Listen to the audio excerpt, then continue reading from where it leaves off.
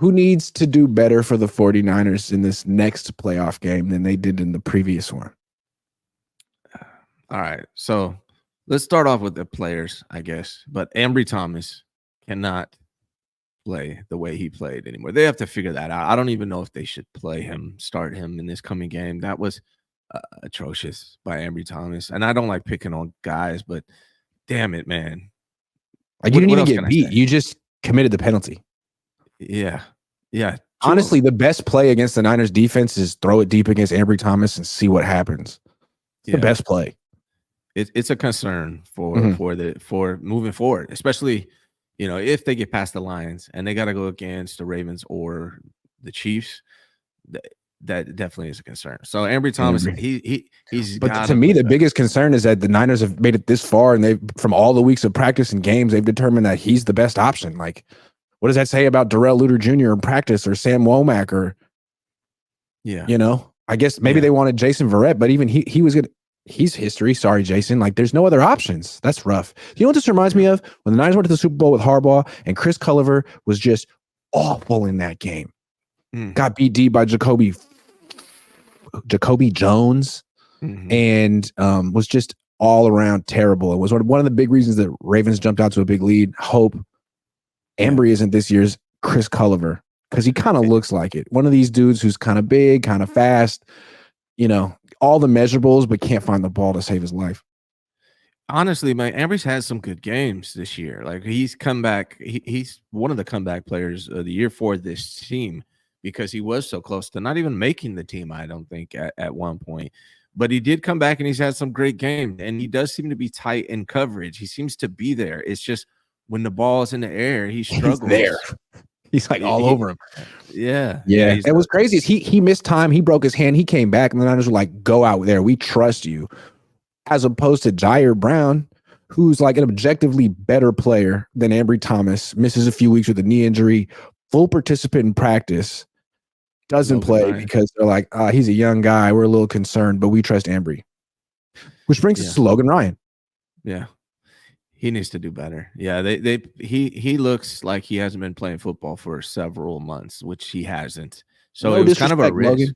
Yeah, man. Sorry, but like, you can't be the best option right now. I understand you came here to be about, insurance, and that's great. But you did your job. You filled in. You've done more than enough for whatever they're paying you, which probably isn't much. And now it's time for Jair to play. Yeah, I mean, he's a veteran, a Super Bowl champion, and I respect him, but he just looks a little out of it. Like, he hasn't been doing this for a while. That's what he looks like, and that's the truth. He hasn't been. So I think for me, Jair Brown is almost cost him the game. That Aaron Jones run, everyone saw it. Like, he missed the tackle on that play. It could have been a 5-yard gain. Ended up being a 50-plus yard gain because Logan Ryan didn't come through. He was also in the wrong place on that touchdown. The little flat touchdown they scored on, was like they were on like the 5-yard line or something like that. I forget who it was. He was in the wrong position. I don't know if that was a D'Amico thing or what, but he shouldn't have been on the other side of those guys. So yeah, I would like to see Logan do better. Now, here's one that I think leads into a couple others, but for me, man, the whole entire D line needs to do better. I know they had 22 pressures. I know they had 22 pressures. Great. They are too good they are too talented of a defensive line not to be stopping the run better than they are. They gave up 109 yards to Aaron Jones, and B, not to be getting home and actually getting sacks. And this D line is too good. It's been the anchor of this defense for years, and they're not playing like it right now. And it's not like they're trying to contain these quarterbacks in the pocket. They're trying to pressure and sack them. This is not what I've been saying. Like, hey, just keep them in one spot. They're trying to get there. And this week they got Jared Goff, who you don't need to contain. Jared Goff, you need to knock off his spot. He's trying to beat you from one spot. Right. Can you knock him off that spot? Because if you can't, he's going to throw for like 400 yards. Right. Yeah, Jared Goff is a little, but we're going to talk about them later, but Jared Goff is not as bad as people seem to make him out to be. Like, he's been very consistent. He's been the most consistent quarterback in the NFL over the last 2 years. And when I say that, is he worse than Kirk Cousins? I don't think so. And Kirk Cousins made it look easy against the Niners this year. Made it look easy. He's without freaking Justin Jefferson. He's had 4,500 plus yards over the last 2 years. There's no other quarterback in the NFL that's had over 4,500 passing yards over the last 2 years. It's Jared Goff. He's consistent, and I think Niner fans better be ready. But as far as who needs to do better, when I talk about the D line, I'm gonna throw Wilkes out here, and I got one more after this. But Wilkes has to do better, and I feel bad for him because he was thrown under the bus. They made him come down to the sideline, and I almost feel like they took a little bit of his freedom and his ability to be creative, right? Nick Bosa, the whole team comes out. We rush 4 around here. That's what we do. So basically, call it the way we want to do it. But he's been doing that, and they're not getting home. And so to me, Wilkes has to figure out a way. Yeah, who's the coordinator on this team? Is it Bosa or is it Wilkes? Right. And so ultimately, like, he's responsible for that. I didn't like when they threw Wilkes under the bus, but this D-line's not getting home. They got to get more creative. I watched D'Amico Ryans just dial stuff up left and right. Right now, to me, D'Amico Ryans looks like a better defensive coordinator than Steve Wilkes, if I'm being 100% honest, because if you watch Wilkes in that game last weekend, and they lost, obviously, that was a really good team they went against, but man, he was coming at them left and right. And last year, D'Amico had way more sacks than the 49ers have this year with Wilkes. He's got to get creative and figure out a way to free up these guys. They're too talented. Nick Bosa's getting double teamed the whole entire time. Run stunts, do something. But you got to figure out a way for these guys to get home if they want to win the Super Bowl this year. I got another guy, Chase Young. Yeah. Man, when they traded for him, people acted like that was it. Lombardi guaranteed. That was the missing piece. He had a couple good games, and then he became invisible, and then he was quite visible against the Packers because every time they had one of those long runs around the edge, you went back and watched the replay. It's like, oh, okay, who gave up that? 92. 92. And it's like 92 getting blocked by a wide receiver. 92 getting completely pushed out of the play by a tight end. It's like 92 not really playing that hard. 92 showing everyone why Washington didn't want him anymore after spending the number 2 pick in the draft on him. Like, man, Cleveland Farrell isn't coming back. Randy Gregory isn't the answer. You're in a contract year. You're supposed to be this do-it-all top pick. It seems like the issue with you is just effort. And you had this issue in Washington, and the Niners thought that you would be different here because it's a playoff team and Nick Bosa will keep you in line and it's a contract year, but it's the same. Yeah. You can't do that because the Lions are really good at running the ball. And if they beat the Niners with their run game, people are going to be looking at you, 92. So yeah, we're going to talk about the Lions in a sec too, because there's a lot to get over with the Lions. I agree with you on the Chase Young thing. When I watched the Eagles game, that's when I really saw it clearly, and I've been watching him a lot since. But there are plays where if he doesn't get to the quarterback on his first try, or he doesn't get to whoever has the ball on the first try, like he dove for Jalen Hurts. He dove for Jalen Hurts, missed him, and he just slowly stood up and stood there and watched the play continue. He had another 4 or 5 seconds of football, and he just stood there. That can't happen. He doesn't. But I think that's informative about Chase Young when they're deciding whether to bring him back or not. Like, if that's how he plays on a Super Bowl contender with Nick Bosa on the team, and it's a contract year, then that's just who he is. And you needed to know that, and now you can go get someone else next year. Yeah, I'm glad you brought him up. I wasn't going to bring him up. I was talking about the D-line. He feels like a liability right now. He's not getting home as a pass rusher, and as a run defender, like, that's where I'm going. There. Yes. Where's 92? And you saw they started moving Bosa around. It's like, yeah, like they're targeting 92. Fight him. He's very talented player. He just doesn't have that motor that you absolutely need from a pass rusher. Yep. DN. Yeah. That Bosa has. Yes. Here's the big one. Farrell had it. Yeah. I think Gregory has it to a degree as well. It's just he's just not built to stop the run. No, I like Randy Gregory as a guy. He's cool. No, I don't have a feeling about Chase Young. He might be cool too, but I like Randy because he said hello to me one time. I like him. He flashes to me from time to time, even though he's not a main starter guy. He plays harder. There, he does well. Yeah. All right. This is the big one, man. I feel like this is going to be a long one probably, but you know who needs to do better? Kyle Shanahan. Absolutely. Freaking. Thank you. Man. Yes. He almost did it again, man.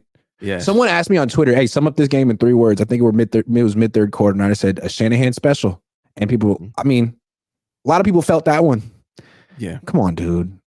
What had happened at the end of the first half? What was that game plan? Let's start before that. Let's start before that, Grant. Let's start in practice. Yeah. Why the hell do you not practice with a wet ball when it's going to be raining? Explain that to me first and foremost. I'll never understand that. We've asked him about it too, and he flatly says he won't do it, and then he just doesn't feel the need to really explain it. Just says he doesn't believe in it. He says like he expects, like he's more concerned with the execution under good conditions being the priority.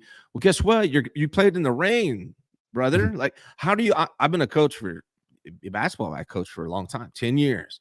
I never ever once expect my players to perform well at something that they haven't worked on in practice. Thank you.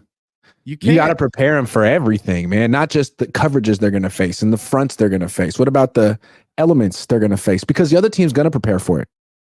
It doesn't make any sense, man. Like, even if it's 15 minutes, take 15 minutes out of the practice and work on it. Keep Brock Purdy after practice for 15 minutes and just have him throw wet balls. Do something. But like, to just ignore that's another thing too. It's not just on Kyle. Like, Brock, you could take this upon yourself. You're a professional football player. Stay after practice and do this on your own. True. Someone needs to. I mean, you don't need to be told to do this, Brock. But yeah, Kyle, this is on you too. It's on both of you. So that's the start. And here's the other one, which he refuses to practice. 2-minute drills. Why do you not practice a 2-minute drill? Every coach at every level that I've ever heard of practices. He said he did, though. I asked Kyle Shanahan about this, and he said he does, and he does it on Wednesdays, which is weird because Kurt Benkert said they absolutely don't, and he was on their practice squad. And was weird when they're in those situations when Brock's on the field, they never go hurry up, they never go no huddle that I can see. But that one time when Brock got hurt against the Ravens and Darnold came in, then they went hurry up. What? They have to be able to go hurry up in the playoffs. So is it Kyle doesn't think Brock can do it, or for Brock to have success, they have to do the motion and the shifting and the this and then I don't understand, but I'd like to. I don't know. They got to be able to run the no huddle offense. That's a huge thing that Kyle Shanahan needs to figure out. So that's the second thing. Now these are all just practice things. This is before the game starts. But what the hell was that game plan? What was that game plan, Grant? What was he thinking that we're going to come out and throw 39 times in the rain with a quarterback who struggles? So the game plan was, okay, Matt LaFleur knows what I want to do. I want to run the ball. He knows I want to run the ball. He's going to put 5 and 6 on the line so I can't run, or so that the look isn't favorable for me to run the ball. And instead of me forcing the issue, I'm going to drop back and throw because I'm going to have favorable looks to do that, even though that's exactly what the Packers want me to do, because they want Purdy to throw as many times as possible. They want to take me out of running and play action, and I allowed it to happen. I let them dictate the terms and try to win that way anyway, which is the hardest way possible for me to win. I don't understand what he's thinking, man, but it's so predictable. He won't lean on his strengths. He always wants to counter. He's a counter puncher. It's a freaking counter puncher. No, dude, you're the 1 seed. They're the 7 seed. Punch them in the face. Right. Don't wait for them to throw, but you're the counter puncher. Oh, I got to see what they're going to do. Oh, man. You know what remind me of? Remember when like 15 years ago when the Warriors were in the playoffs against the Mavericks and they were the 8 seed. The Mavericks were the 1 seed and the Warriors went small and Avery Johnson blinked and went small too to match up. He took Dampier off the field, off the court, and moved Nowitzki to center. It's like, dude, you're countering the 8 seed? Why? That was a dangerous game plan. It's a mental game too. Like, you just gave up the edge. You're letting them dictate to you. Why? He came out with the same game plan against the Packers that he had against the Ravens, where Brock Purdy threw 4 interceptions and they got their ass kicked. That was his game plan versus the Packers. And it almost happened. Third play of the game, it should have happened. It could have happened. It was very bad miscalculation. He overthinks shit sometimes. There's more too. There's more too. So like, why were his runs also lateral? Why? So they start the first play of the game, right? Shotgun, which already it's like, why? Why are you doing that? That's not you on first down, first play of the game. Outside zone to the right from the gun. It's like, it's a really wet surface, bud. That one cut isn't going to be so effective. Just let the guy run straight. And they finally got it. His touchdown run, he didn't make a 90-degree cut. He just kind of, so he didn't account for the water at all. for the rain at all. At Not all. at all. You got to run downhill when it's raining. And furthermore, the cleats didn't have the right cleats. Had to change them. And we at still halftime. haven't talked about the end of the first half. We haven't talked about that. There's more. Yeah. So let's talk about that. Talk about that for us, Grant. The end of the first half. They got the ball with like, what, 6 minutes left? I mean, and Kyle's done this so many times. He will run the clock down on himself. He would rather score no points in that situation than try to score points and give the ball back to the other team and have them score points. Here's what he said. He said, I like that they didn't score. Yeah. So he plays not to win. Well, remember, he always wants to defer. He always wants to defer. He always wants to get the ball second. The idea is you get the last possession of the first half and the first possession of the second half. And I think that's the most important thing for him to sort of double up there. But like, who cares if that last possession of the first half is just you doing nothing? Right. And then the first possession, we'll talk about that, but of the second half. But like he literally, this guy played, he's the most conservative head coach, I think, in the NFL. He plays not to lose. He doesn't play to win. He doesn't. And he's facing Dan Campbell, who is the exact opposite. Correct. Coming week. So he's got to be better. He's got to. You're the offensive genius. You have this great offense. You got all these weapons. Use them. Go score a touchdown. Quit running out the clock and being worried about what the Packers are going to do. Do what you want to do. Be the hammer. Quit being the nail. You know, like go score, dude. It bothers me, man. I don't understand why he continues to do this. Other than that, I mean, I think that pretty much sums it up. He was not good in this game. You could give him a D. I mean, he really got out coached. At least he got it together at the end. Brock, to the whole team, got it together at the end. Or Jordan Love melted down so spectacularly in a way I haven't seen in a while. And I'll give him a pass because he's young, but man, it made me look at him differently. Like that last throw he made, I'm like, what the hell? Remember Happy Gilmore whenever he does something bad, that one guy, Lee Trevino, just I'd be like, there was literally nothing there. There is nothing there. Literally. Like, that was the dumbest pass. They had timeouts, like throw the ball away. It was Lee Trevino. He remember when was it Chubbs falls out of the window? Yeah. Lee Trevino's just at the bottom. Like, what'd you do, Happy? Yeah. Jordan. No. There is something though, Grant. Like even at the end, right? Now his play calling worked. It worked. What he wanted to do worked. And Brock Purdy played great the last 5 minutes. But his strategy was run the clock all the way down, and we're gonna score on this last drive, and we're gonna win. That is a little risky too, because if it doesn't work out, you have no more time. A lot of teams would be aggressive there and try to score as quickly as they can, because if they don't score, then they know they can get the ball back and try again. So it was a little risky. It worked out, but it's the same mentality. It's like he doesn't trust his offense or his defense.